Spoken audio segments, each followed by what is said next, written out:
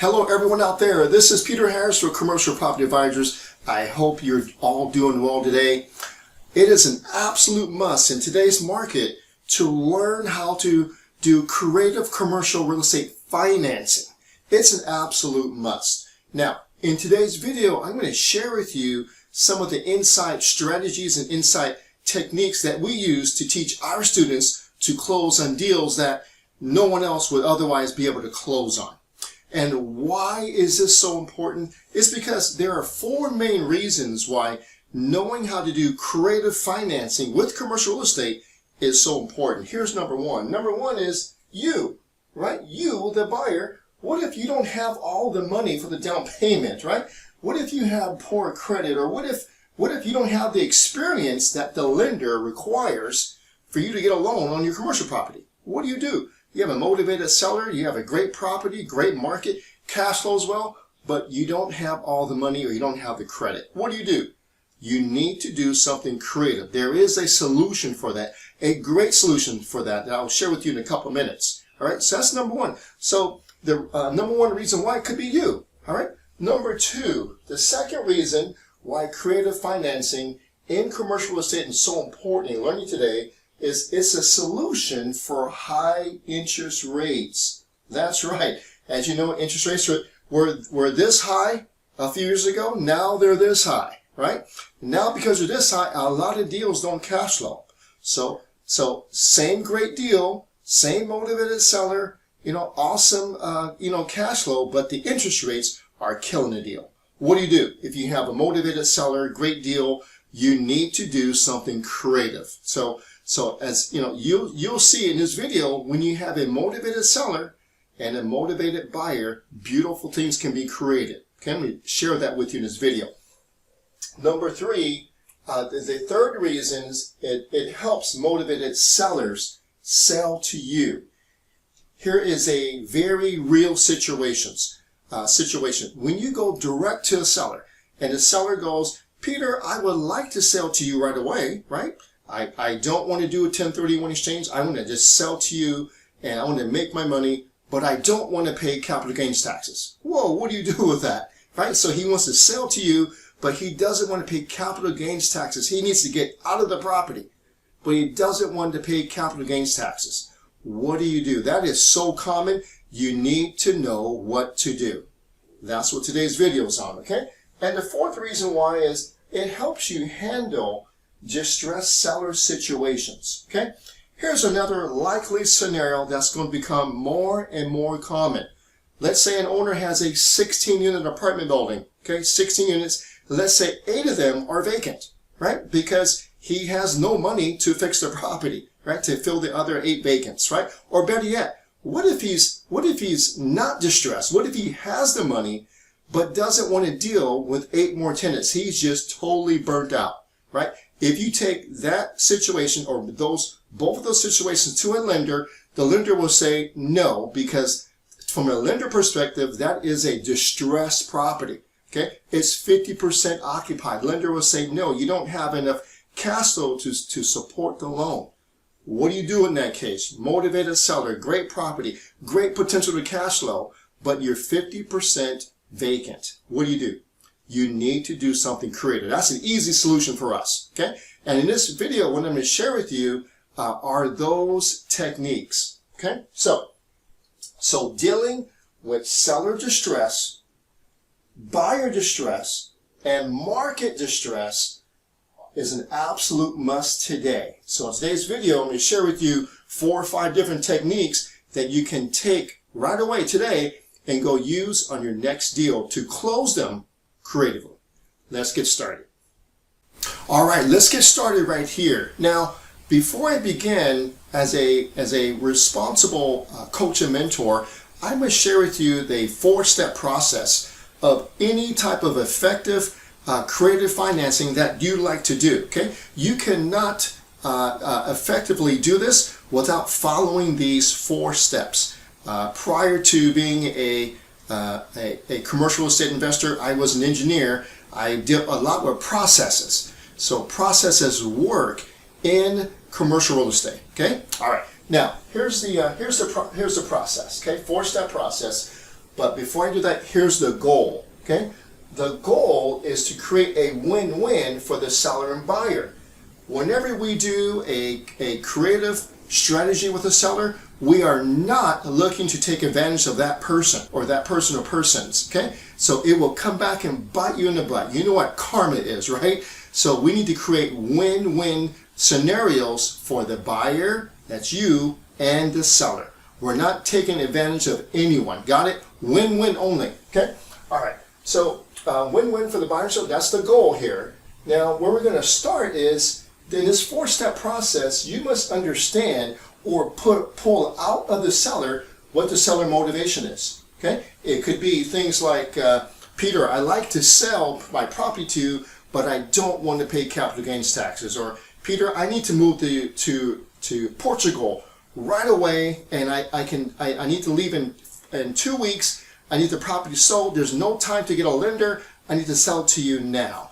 Or, Peter, you know, my family has become ill, and I don't want to. I just can't deal with the property right now. I need to just take it, right? You know, something like that, where seller's distressed or something like that. You must understand the seller motivation first, because when you understand the seller motivation, then you can design your deal structure around the motivation. Okay, the deal structure are going to be the 4 to 5 techniques I'm going to share with you in a couple of minutes. Okay, so once you understand which structures, what deal techniques are available, you would fit the motivation into one of those techniques. Got it? Okay, so process. Okay, right. So seller motivation to deal structure, and then once you understand the structure, you need to know the how to write up an offer.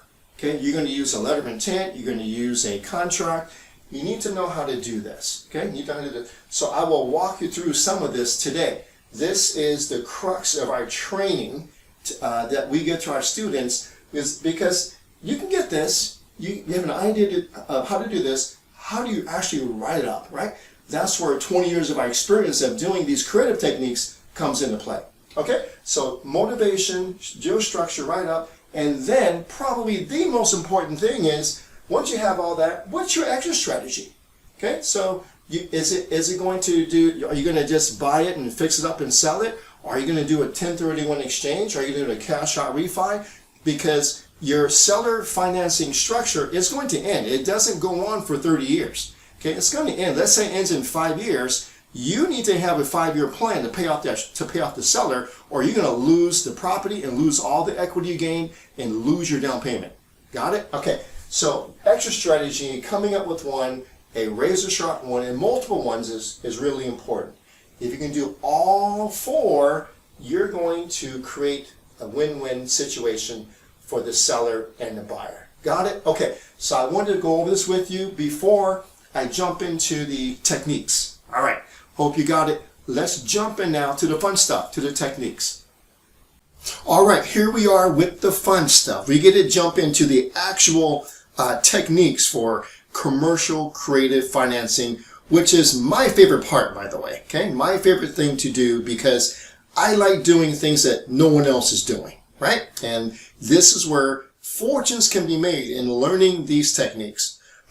This first technique, I'll say it's the most powerful technique for creative financing in commercial real estate once you understand it. Okay, so our largest creative deals were with this technique here. Our most distressed seller, to help him out, was with this technique here. Our most distressed buyer, our most distressed student, got the deal done by using this technique as well. Okay, all right. Now here we are. Okay, so the technique is called the Master Lease Agreement. I do have a previous video on the Master Lease Agreement. The link will appear right now, so I want you to watch it so you see all the particulars that I go through on this technique. Okay, now this Master Lease technique, it is very close to 2 other techniques. They're almost synonymous. Okay, it just maybe depends on which state you're in, or slight deal variations, but these 3 things are really close to being the same. Master Lease Agreement, land contract, okay, and master lease agreement, land contract, very close to one another. Also, contract for deed, okay, contract for deed, master lease agreement, land contract, they're all kind of close to one another. So for the length of this video, I am not going to break down the differences between the three because they are so close to one another. I'm going to teach you in principle how to use it. And I'll give you an example. Okay? So again, master lease agreement, land contract, contract for deed, or you can fit all in the same box for now for the sake of this video to learn the principle behind what I'm about to share with you. Okay? Now let me give you a quick explanation. You can see the power of it. Okay? Here's a quick explanation. Number one, when you use a master lease, contract for deed, or land contract, there's no banks involved. Okay, so you're not making any applications to the bank. There's no appraisal. There's no origination fee. There's no credit check. None of that involved when you do this creative technique. Okay, again, I'll give you an example in a second. Okay, so you take over the bank payments, right? So the seller has an existing mortgage. You're going to start making those payments. You're going to pay the bank. You're going to make the mortgage payment. You're going to pay the taxes. You're going to pay the insurance. You're going to do the repairs. So you're going to take over all the operations. So you're taking over the property. Okay. You get all of the cash flow, right, and the equity built up. All right. So once you take over the property with the master lease and you create cash flow, it's yours. Okay. You're gonna pay the seller his mortgage, his interest payments, everything else is yours. And as you increase your rents and your NOI and you force the appreciation and create this massive equity in the future, that's all yours too. Okay? So your master lease agreement price or your land contract price, if it's $1 million in year one, right, the value of the property, by year 5, if you increase rent and it's $2 million, this $1 million profit is yours to keep. You need to pay the sellers this. You get to keep this. Powerful.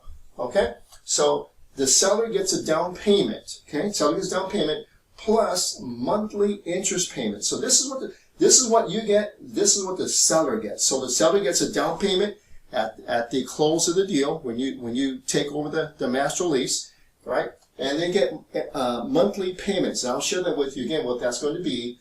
And then the seller, this is the best part for the seller. The seller has 0 property duties, 0 responsibilities. You taking everything over. So if this seller's distressed, needs to get out, you give him this down payment. You take over operations with the master lease land contract for deed, and you get to experience all the cash flow and equity buildup. He has 0 responsibilities. Okay? Now, here's the key part. Okay, this is the difference between the master lease land contract for deed is on this side and a standard transaction where you're buying with the bank is on this side. Okay, now watch this. That's what I mean. Seller maintains legal title. So when you execute one of these techniques, you don't get legal title. So the title will not have your name on it. It stays in the seller's name. Okay, you get what we call equitable title. Okay.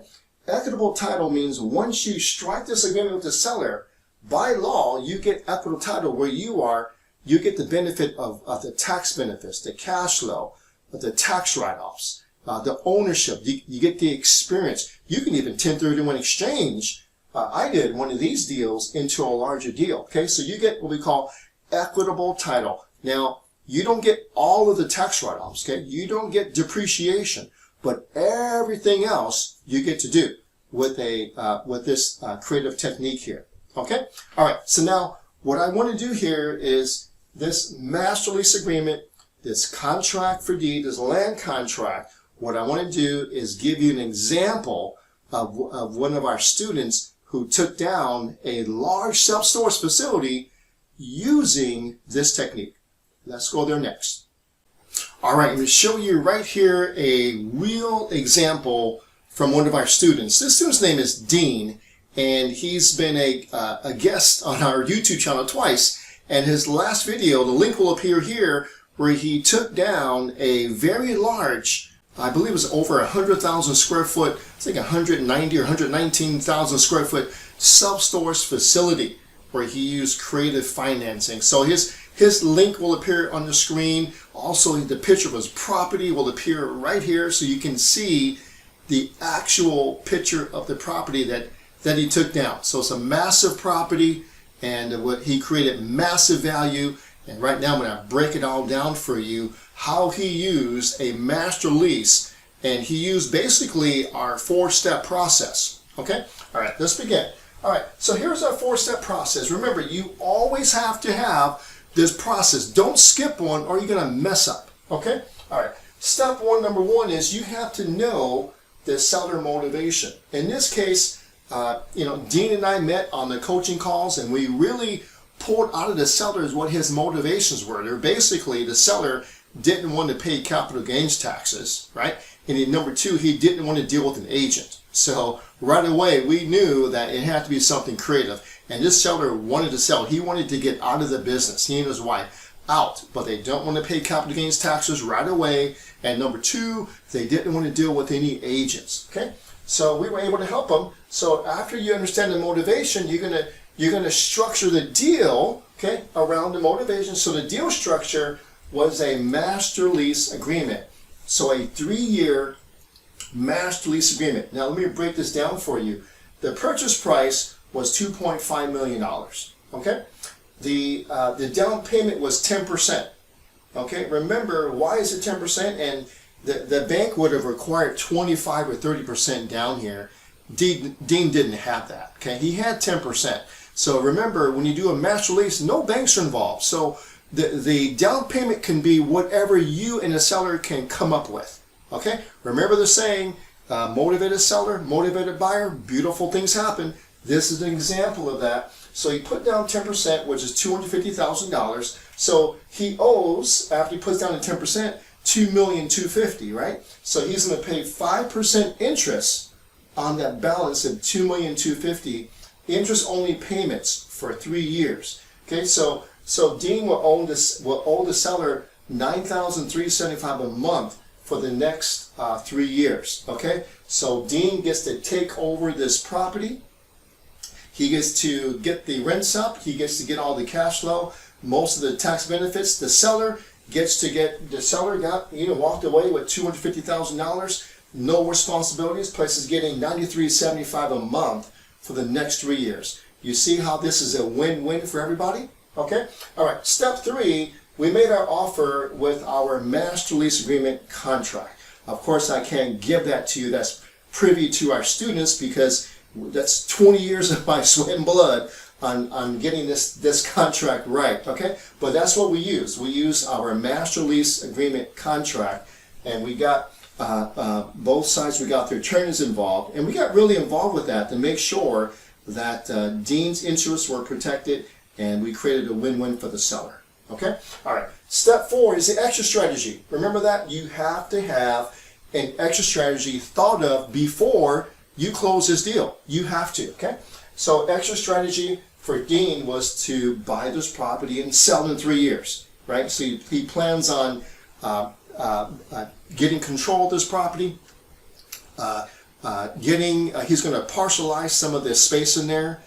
He understands the market really well, and he knows who to get into the units to increase the rents, to increase the NOI, right? So the day that Dean closed, the NOI was about $73,000 a year. Okay? Now, by year 3, and he's already probably going to exceed this because it's been a while since he owned his property, the NOI, the net operating income by year 3, is going to go from $73,000 to $285,000 per year. And as you know from your studies and me saying this over and over again, the higher your NOI goes, the higher your property value goes. So this is one of the beauties of commercial real estate, is we get to force the appreciation by increasing the NOI. Dean has done a fantastic job of that while controlling the expenses. So Dean is probably going to beat his projection, but this was our projection when we first closed the deal. Now, you know that if you can get your NOI and divided by the market cap rate, that math equals your value. So once Dean reaches $285,000 by year 3, his exit value will be at a 7 cap. So we take $285,000, we divide it by 7%, and that equals our exit value of $4 million. Okay, so Dean is going from $2.5 million, putting down $250. He's going to put his sweat, blood, and tears on the property, getting the rents up, and by the end of the year 3, it's going to be $4 million. You see the power of that, right? So Dean couldn't do all this if he had to put down 25 or 30%. All right. So once you understand the seller motivation, you understand how to structure the deal with a master lease. You make the offer, and then you execute this part. Got it? All right. So I hope you understand this 4-step process. It also applies to the other techniques that I'm about to get into now. Let's do that next. All right, here is another technique. This is probably my second favorite technique, as it's equally as powerful as the master lease contract for deed and land contract, but it's a little different, okay? And remember, we structure the techniques around the seller motivation, okay? So let me give you this one example here. All right, so what if, okay? Now, I like the word what if because you can only figure out what to do after what if you know these techniques, okay? All right, so what if the seller, okay, the property owner has no mortgage? So you meet the seller, you guys have a great conversation, and he says, by the way, I don't have a mortgage on the property. Right away, I want you to be thinking seller financing, okay? Most times when a seller has no mortgage, oftentimes they're open to seller financing. So what if the seller, you guys are talking, he wants to sell, but right now he's cash flowing on the property, but he wants to sell, but he wants to maintain some of the income.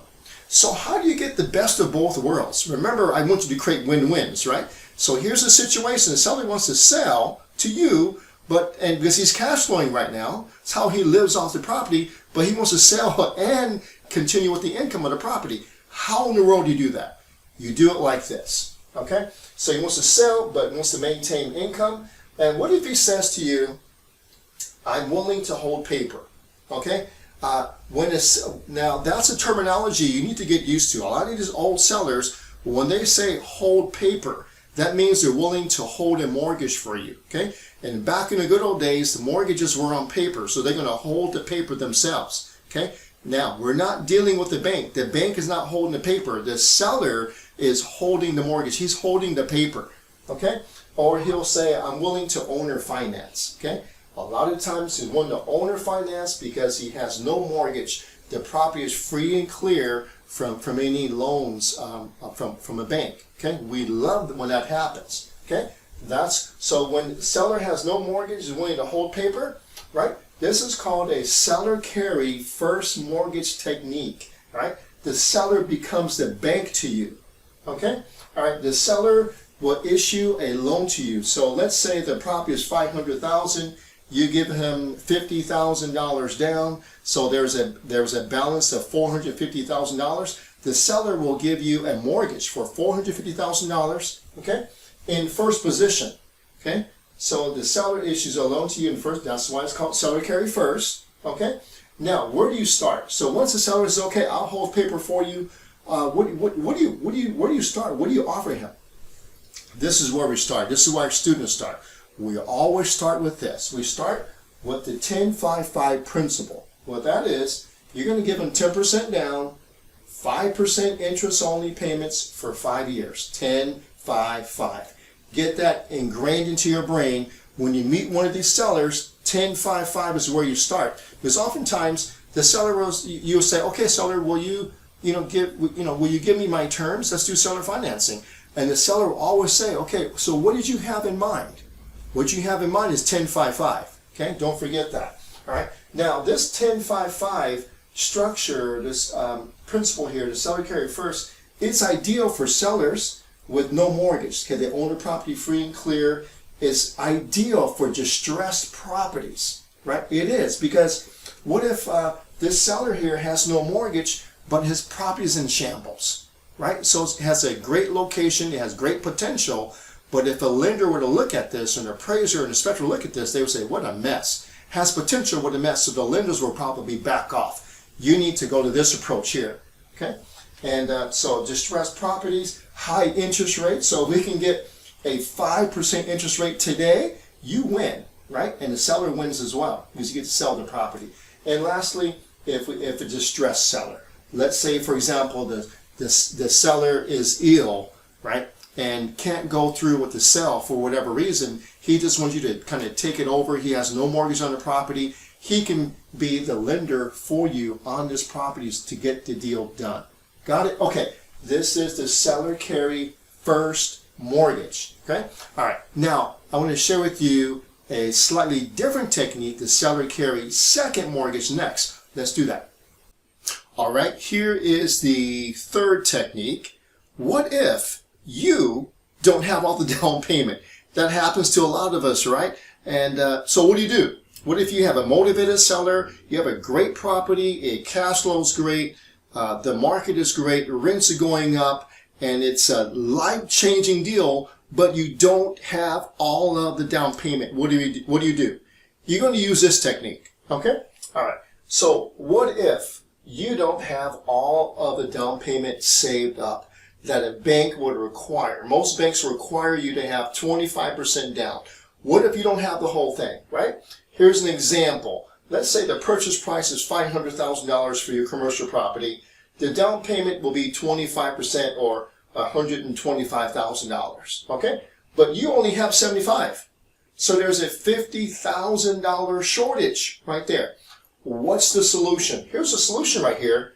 The seller will carry the $50,000 as a second mortgage. Hence the word seller carry second mortgage, okay? So in this case, the seller holds a mortgage for you in second position. So when you go to the bank's going to want their 25% down. You're going to put down 75%, but the bank still wants, they're only going to lend to you the 75%, right? So you're short 50,000. So the bank's going to give you a loan in first position, and then the seller's going to give you another loan. He will be in second position, right? So that's why it's called the seller holds a mortgage in second position. So you have the first mortgage from the bank, you have the second mortgage held by the seller, okay? And what terms do you offer? As best you can get, okay? So I would try 4 to 5% interest-only payments to the seller. Try that, right? And then it's ideal for buyers, that's you, who don't have all of the down payment that a bank would require, okay? Seller carry second mortgage. Have it in your toolbox of strategies when this applies to you, when you find a great deal is life-changing, but you don't have all the money yourself that a bank will require. Check this out, all right? Okay, let's go to the next technique. All right, I hope you're starting to see how valuable it is to know these techniques in today's market, okay? Whatever market you're in, these techniques work. You may have to adjust them, but they work. But in today's market, these techniques are a must know. All right, I'm going to finish up here by sharing with you the last two techniques. There are more, but I'm going to just give you 5 to really let them soak in so you can start to use them, okay? This is exactly what we teach our students to do in our program, okay? All right, now if you want to learn more about our program, the link will appear so you can check us out if you want, all right? So, but anyway, here's the last two, all right? So this technique is called a Sale Leaseback, okay? It's a very common commercial real estate creative financing technique, okay? Here it is. It has great benefits, and it's a really old technique, okay? So here's a situation. Let's say that you find a building where you have a doctor or dentist in it, and their practice is in the building, and they own the building, okay? They're not real estate investors, okay? They are doctors or dentists. They're really good at being a doctor or dentist, and they happen to own this real estate. So what they're going to do, they're going to sell their building to you. They're going to stay in it, but they're going to sell it to you. You will lease it back to them, Okay, that's what it's called, sale leaseback. Okay, the benefits are the doctor or the dentist, you know, they're not real estate investors, they're really good doctors and dentists. It frees up their cash, right? So they're no longer real estate owners. They got all their equity built up in that property back to them, so they can do what they want. They can expand their practice, they can buy new equipment, they can pay off medical supplies that needed, or whatever they can do. All their cash is freed up so they can do what they do best, which is doctoring or dentisting, if that's a word. Okay? All right. And then what you get an automatic, you inherit an automatic and established tenant with a fixed rent. Okay, so lenders love that. So lenders are going to say, okay, Peter, you want to buy this building? Who's the tenant? Well, the tenant is going to be this doctor. He's been there for 15 years already, and he's well established and everything. So the banks like that. So you do this medical office building, you purchase it with a tenant that's already been in there. Okay, they're going to stay in there. They're implanted in there. Lenders love that. You get the best terms that way. All right. So this is called the sale leaseback. The last one I'll share with you. This is it's called seller equity participation. This is something that we probably invented. Okay. And so here in this situation, the seller sells the property to you. In this case, it works best if the seller has a lot of equity. Okay, so the seller owns very little in the building. Okay, so the seller sells her property to you, but some of her profits, okay, go to your down payment. Got it? All right. So the seller, she at the close of escrow, she gets her profits, but some of it that equals 25% of the purchase price that you're buying is going to go back as the down payment into the property. All right. So in this case, there are two main benefits. The first benefit is you have basically no down payment for yourself. The seller is putting in the down payment into the property for you. Why would she do that? Well, the seller made a profit, but the seller is going to become a limited partner with you. Okay. So the seller gets majority of her money back. Part of it goes into property, goes for ownership. So even though she got majority of money back, now she's getting paid a certain rate of interest on her money, or she gets a certain interest in the property, you know, for as long as you own the property. So it's a great way for that seller to maintain income, also to maintain being in the real estate game, even though she just sold everything to you. Okay, got it? So again, it's ideal for sellers with a lot of equity. Okay, all right. So thank you for hanging out with me in this long video. I know it's a lot to absorb, but it is so important that you understand all these techniques. So if you have to watch this video 3 or 4 times, do that. Okay? You have to know these techniques. All right? These are what we teach our students. So if you want to know more about that, there's a link that will appear. Please do me a favor. We put these videos together for you. So if you like this video and you'd like for us to do more, please click the like button there, so we can feel encouraged and do more of it ourselves. All right. So also too, on the screen will be a copy of my best-selling book, Commercial Real Estate for Beginners. It's a no obligation copy. Just read it and learn it. Also, there's a link that will appear. There's a free video course that we offer. It's very extensive. It's all free. It's all yours. All right. So thank you, everyone, and I hope you enjoyed this video on commercial creative real estate financing. I'll see you at the next video.